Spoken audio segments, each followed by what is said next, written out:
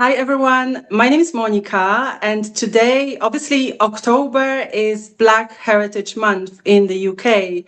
So I invited my friends and authors with whom I have worked and will work to talk about inspiring the African and Caribbean diaspora. So all of us come from the African and Caribbean diaspora. Not only, I think most of us are Afropean as well. So we're kind of in between cultures, in between countries. Some of us are on the way to other countries as we speak. Some of us are in London. Some of us are in the US and in Barbados as well. Would each one of you quickly introduce themselves? Let's say 30 seconds. If you're able to do that in 30 seconds, that's great. But if you take a little longer, that's also fine. Let's start from Ward. Okay, so I'm Ward Scott. I'm actually based here in Chandler, Arizona, but I'm part of the Caribbean diaspora here in the US. I'm originally from Barbados, and having heard Nigeria come up in a couple of instances, I should also state that my West African ancestry came from Nigeria and the neighboring countries in West Africa. And you've written a book. Yes, I've actually co-authored a book with my good friend who also happens to showed up to be my cousin, Winston. He'll introduce himself in a minute, called The Fitzvillage Story, which is talking about the story, the history, and the story of the people from the village that both of us grew up in. Amazing. So let's go to Winston. Yes, my name is Winston Beard. I was born in Barbados, grew up there, came to England in 1976. And I'm a former civil servant, now retired. And yes, I enjoy writing, and I say I dabble a bit. I've written several short stories which haven't been published, and our family history, etc. And yes, I also co-authored that book, as Ward said, The Fitzvillage Story, which tracks the 41 slaves from a slave plantation at the time of emancipation and their offspring through to the 1970s. So yes, that's who I am. And the book that you have written, you spent how many years researching, both you and Ward? Well, I think it's over 2 years. We've done quite a lot of research on that, and even traveled back to Barbados to interview local people from the village, both young and old. And yes, so we gathered quite a lot of information in order to put this book together. Amazing. Paul, you are on the way to Nigeria. You are now in London, on the way to Nigeria, and then Uganda. Do you want to introduce yourself? Yes, thanks, Monika. So my name is Bola Jones. I describe myself as a British-born Nigerian American. So I was born in England, raised in Nigeria, and I'm a naturalized American. And I've spent equal amounts of my life across those three countries. In my day-to-day, I work as a global health scientist, working on epidemics and pandemics, infectious diseases. And I think that's one of the things that inspired the book that I've written about this little child, because I see a lot of children, as they go through the impact of war and disease and political instability. But I'm particularly motivated to write about the incredible resilience of these children and what they go through in order to overcome the adverse circumstances that they have experienced. So that's been about 30 seconds, I think. Can you just quickly say what the book is about? Because we were not recording at the time when you expanded on it. Yeah, so this particular book is about one child who went through a war and was was kidnapped by war rebels. So he was separated from his family for quite a long time. And his family didn't know that he was still alive, and he didn't know the state of his family either. And he ended up being sort of used as a child soldier. And the book sort of tells the story, but in a way that makes it accessible to children, about how this little boy, what he went through to survive, those terrible circumstances, and how in the end, just through his sheer bravery and courage, he found his way back home to his family.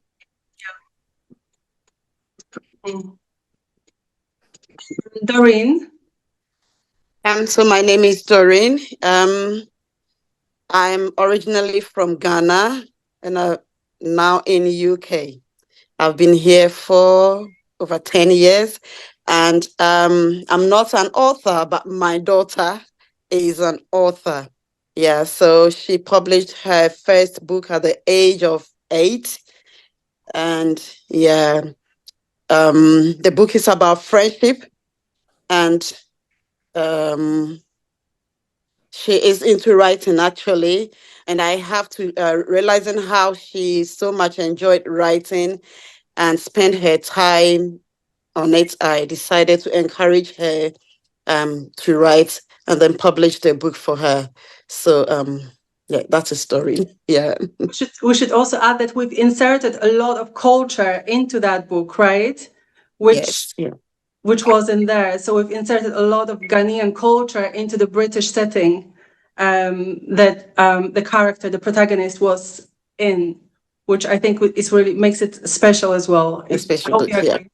Yes. Nina, would you like to introduce yourself? Yeah, okay. Hi, everybody. My name is Nina, and I am a marketing professional, and I also write in my spare time. I'm very interested in topics related to intersectionality, particularly in terms of race and culture. And I've worked with Monika on a couple of interesting projects, and hoping to continue doing that for a foreseeable future. Yeah. Harry, you are muted. Hi. Right. So I am Kerry Waterman. I am a former Detective Chief Inspector in the Met Police, currently Director of Policing and Risk Management at Regional Security System in the Caribbean, where we cover 8 member states. I've written a Caribbean short story called The House in the Middle, which is a short story which focuses basically on exploring prejudice and classism in the Caribbean culture. Fun fact. And I refer to my Uncle Winston, who's on this call, is my godfather. And he is one of the reasons that I actually moved to the UK. My grandfather inspired him when people tried to discourage him from moving to the UK, and he encouraged me. So the world is really small. That's amazing. Indeed. I didn't know that fun fact.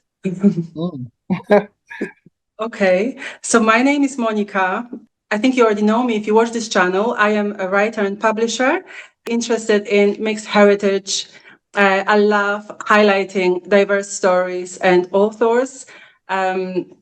So that's what we are doing here. But really, it's all about inspiring people, right? It's about letting them see themselves in a different light. We have a few points here, and most of you have chosen to speak on cultural representation and identity. When I say most of you, that's Azariah, Ward, and Winston, and Kerry. So what I think I'll do is we'll talk about that first, and then we'll jump to another topic because Bola needs to go. She needs to catch her plane to Nigeria. So I just want to make sure that I give her a chance to speak before 7:30. Cultural representation and identity. How do the African and Caribbean diaspora stories provide visibility for African and Caribbean communities? What role do they play in connecting individuals with their heritage and affirming cultural identities, especially for younger generations in the UK? I'll give you a story. I grew up hearing about the Windrush generation. And obviously, these were my forefathers, or forefathers that came to England during after the war. And they're the ones that paved the way for persons like me to be able to live in the United Kingdom. Now, the stories of the African and Caribbean diaspora are crucial in providing that visibility to our communities because it helps individuals to connect with their heritage. When I was a hostage negotiator in the Met Police, quite often I speak to people who were of Caribbean backgrounds, and many of them had lost touch with their Caribbean heritage, and it had affected them psychologically.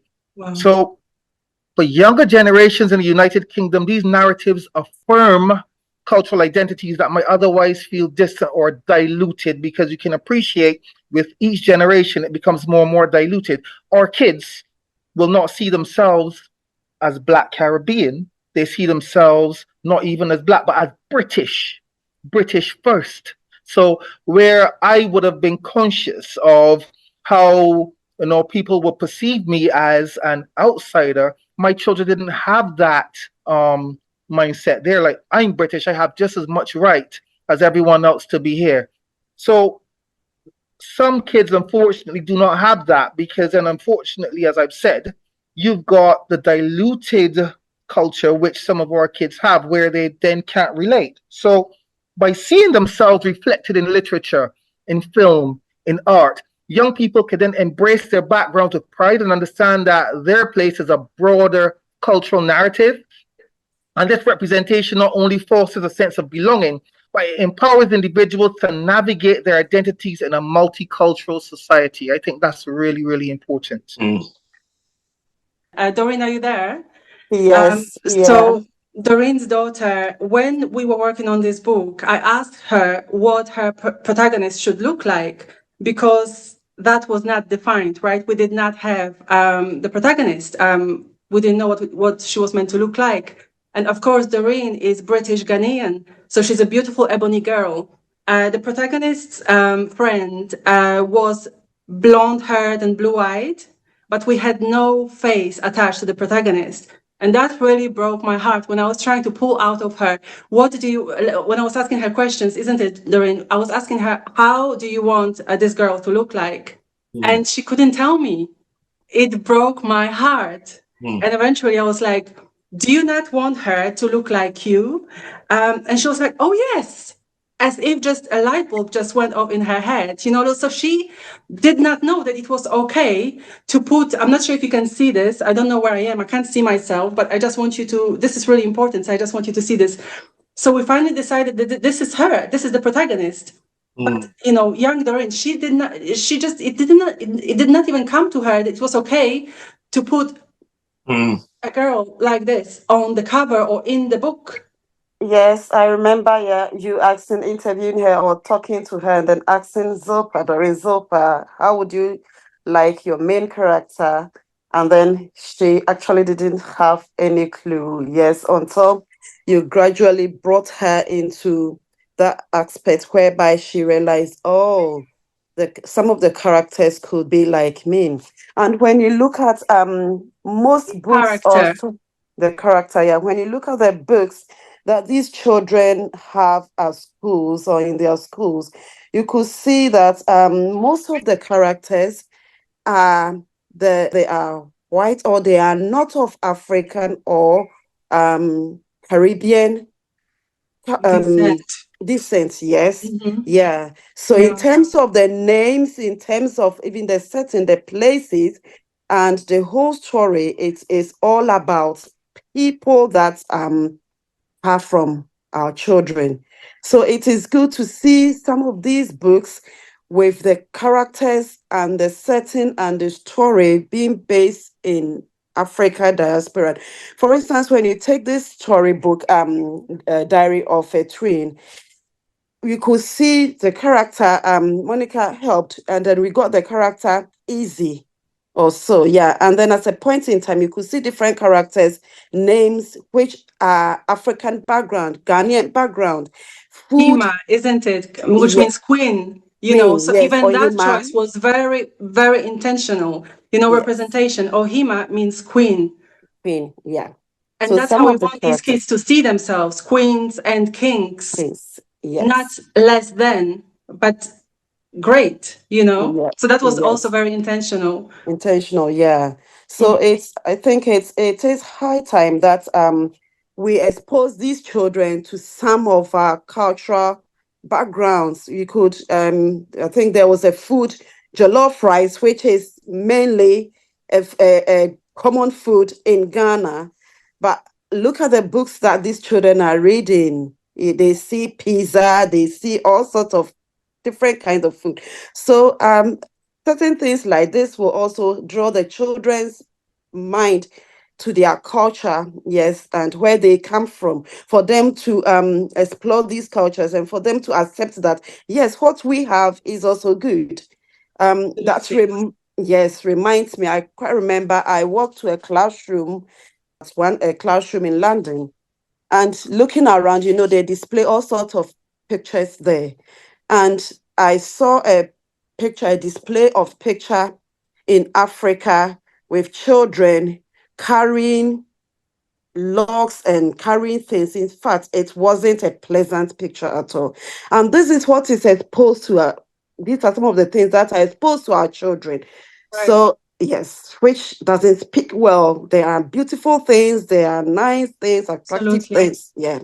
That should be exposed to them. So one way that we can also let them know that yes, we have beautiful things is to encourage or to include all these things in our books, in our writings, and let the children know that yes, African diaspora, we are also good. There are something good could also come out from us. Yeah. Absolutely. I feel like this is the right place for Bola, who needs to go literally in 4 minutes, I think, or something like that. I haven't forgotten about you. So what you wanted to talk about was challenging stereotypes and promoting empathy. How do diaspora stories help to humanize African and Caribbean experiences, challenge media stereotypes, and promote empathy by offering nuanced perspectives on identity, migration, and resilience? Bola. Yeah, thanks, Monica. So one of the things I enjoyed as a child growing up in Nigeria was that I was exposed to all kinds of literature. I read Shakespeare, but I read lots of authored by British authors. But I also read lots of books authored by Africans. So I had everything. And I enjoyed it all because as a child, a book is a great way to see the world. My family couldn't afford to take me on, holidays to other countries. So I could travel to other countries simply by reading books. And I really enjoyed the ones that were written by Africans because I could relate to them, and we have lots of great African writers. I mean, Wole Soyinka, who's a Nobel laureate, was one of the books I had to read in school. Ngugi wa Thiong'o from Kenya was also one of my literature books. So I just felt like I got such a rich upbringing by being exposed to both writers from the global north and the global south. And so what inspires me to write African stories is that actually I think a lot of the kids, whether they're, of African and Caribbean origin or not, are missing out. They don't have a diversity of stories, because there's just so much to see around the world. So why limit yourself to one culture? One of my favorite books, one of the favorite things that I got as a birthday present was Oliver Twist when I was 8 years old. It was such a great book. But also one of my favorite books was a Nigerian one about a little boy going to school, and it was named Ojo Goes to School. And I could relate to Ojo's story because it was very similar to my story going to school in Nigeria. So I think the world is so much richer when you get to see as much diversity as possible. And to your second question about, developing empathy and being able to humanize other people, what better way than a book to show how another person experiences the same emotions that you would experience if you went through their experience, and then sort of going on a journey with them to see how they overcame, whatever challenges they faced in their environment. And children these days, regardless of where they are in the world, face other cultures. Okay, I think we are losing Bola. I think it's a great tool for all children, and of course, it's particularly great for children. Bola, I think you are already in Nigeria. African and Caribbean. That class, do you hear me? We are losing you. We are losing you. I think you are already in Nigeria. Your mind is already there. I was quite right that it was 7:30. All right, I'm going to say bye then, since you can't hear me anymore. Thank you so much. We got a lot from it. So thank you so much. Enjoy your trip. Bye. Thank you. Bye-bye. That was great. Absolutely. Yeah. Yes. I just love having all of you here because you've got such different perspectives, and there's no way, I could just sit there and talk. I would never be able to bring this type of, diversity. Nobody can. Like, that's the whole point. Like, it's all about being together and just sharing stories. For me, that's what it's all about. So that's why I'm so grateful, to all of you for trusting me with your stories. But I'm not going to talk much today. That's not the plan. So let's move on to, is Azariah still with us? No, he's gone? Oh, okay, no worries. No. That's okay. So Winston and Ward. Well, first of all, say that I read Kerry Waterman's book, The House in the Middle.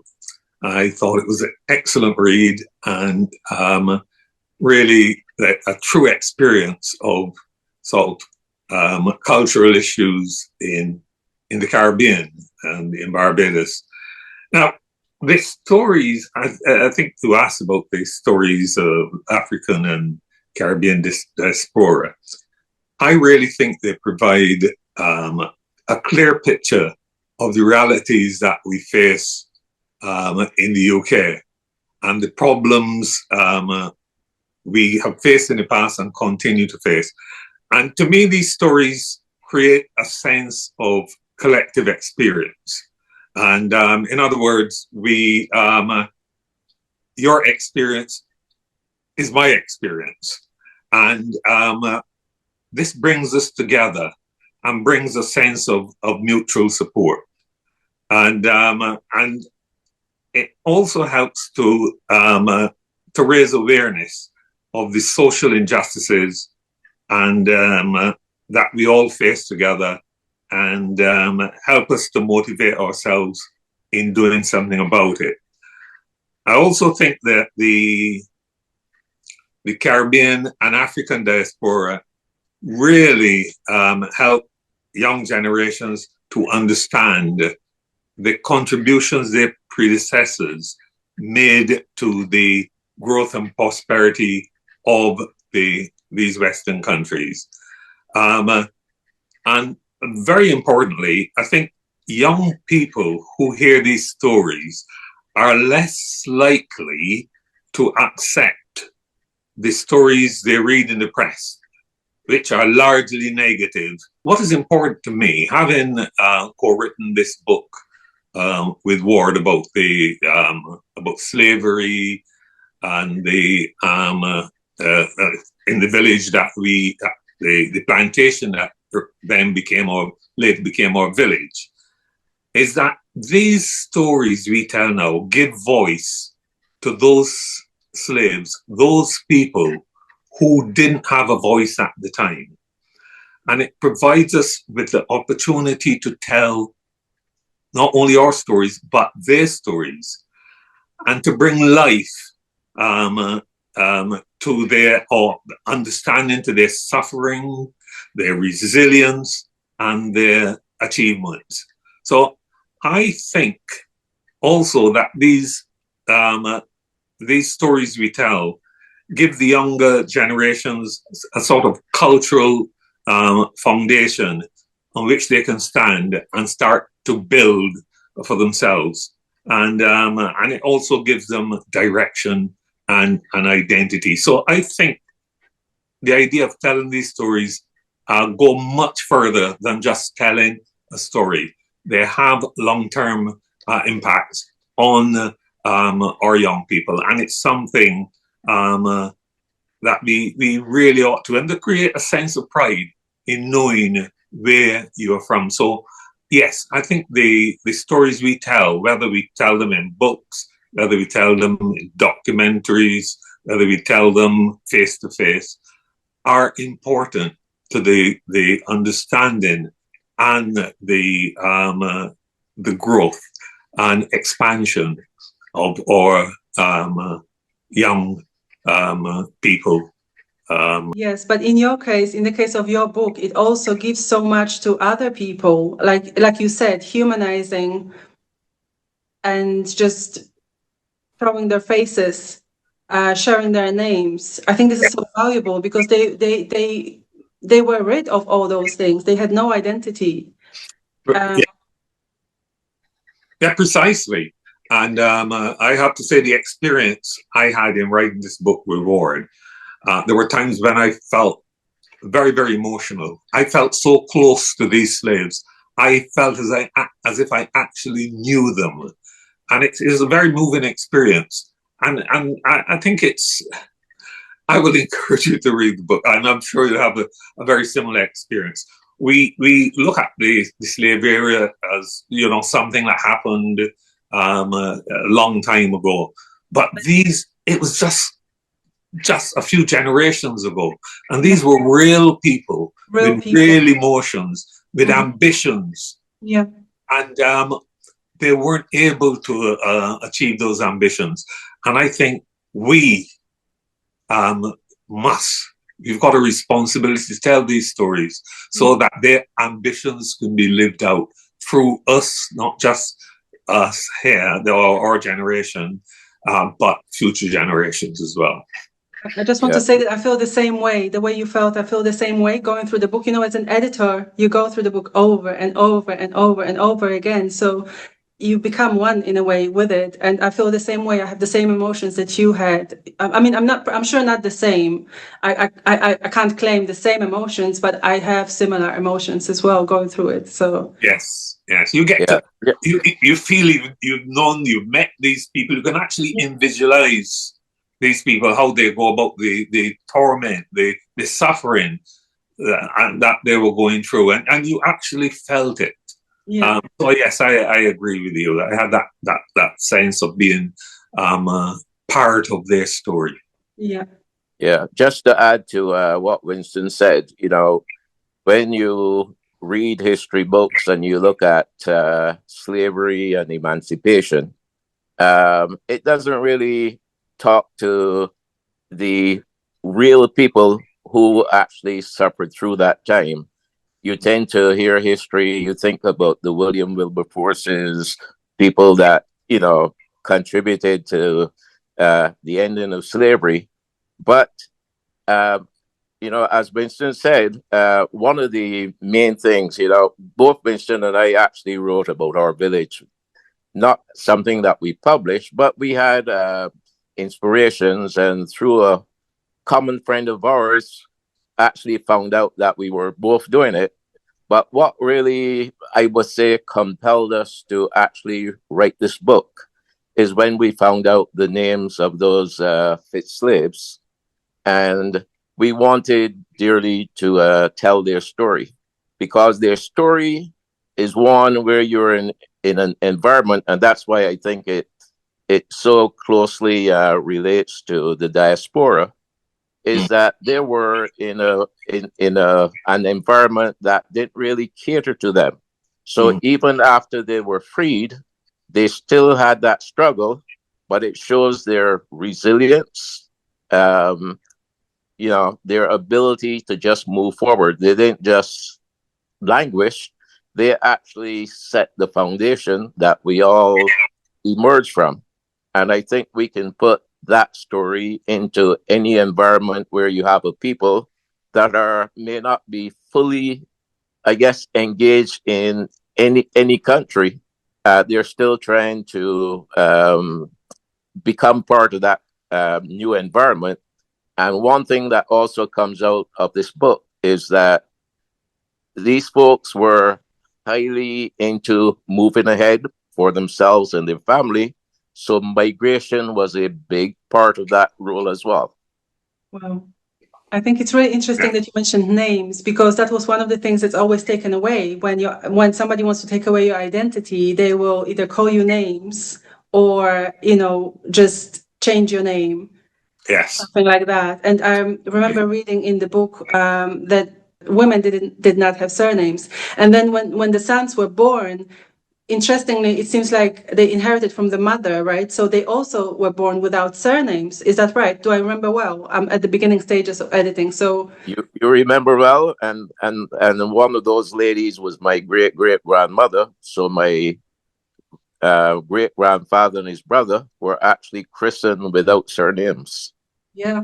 So that's so close. That's literally not, like you said, not that long ago. Yeah. Real people, not strangers, family, that's just that's beautiful. I mean, and this book is truly a labor of love, as all of yours, really, to be honest. So that was Ward and Winston, and the book is called The Fitz Village Story. Yes. With a strap line from sugar to salt, which really is about going from a slave plantation, a sugar plantation, to a fishing village. And the salt, of course, is the sea. And now, generally, we didn't go into that, but we are now in the village, a tourist destination. Yeah. So it shows the evolution of the village from slavery through to fishing, through to a tourist destination, and the people who actually made this village what it is today. And it was an intentional evolution, isn't it? Pivoting to survive the changing economic circumstances. So that again shows resilience. Absolutely. And Ward, of course, wouldn't say that, but Ward's relatives or predecessors were often the driving force behind these changes. It's amazing.